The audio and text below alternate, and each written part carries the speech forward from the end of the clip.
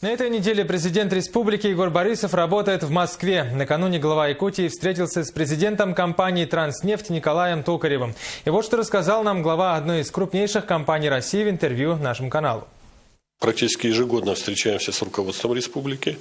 И вы видели, очень представительно выглядела сегодня «Транснефть».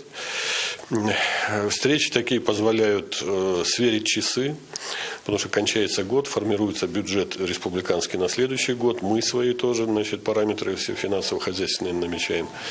И очень полезно тут посмотреть, как будет сопрягаться наши возможности с тем, что требуется республике, части налоговых платежей, социальные программы.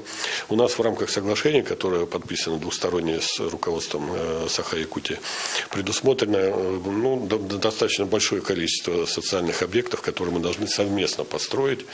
Надо посмотреть, что удалось, что не удалось, наметить новые какие-то вещи. Об этом тоже шла сегодня речь, в частности, о строительстве большого плавательного бассейна. В этот же день Егор Борисов провел рабочую встречу с руководством Сургутнефтегаза. Итоги разговора также нашему каналу согласился прокомментировать глава компании Владимир Богданов. Мы с Егором Ивановичем обсуждали вопросы социально-экономического развития Якутии, прежде всего, особенно тех территорий, где присутствует Сургутнефтегаз в своей работе. Мы обсудили текущее состояние дел, планы на 2014 год и все болевые точки, которые есть сегодня в плане развития как производства, так и территорий.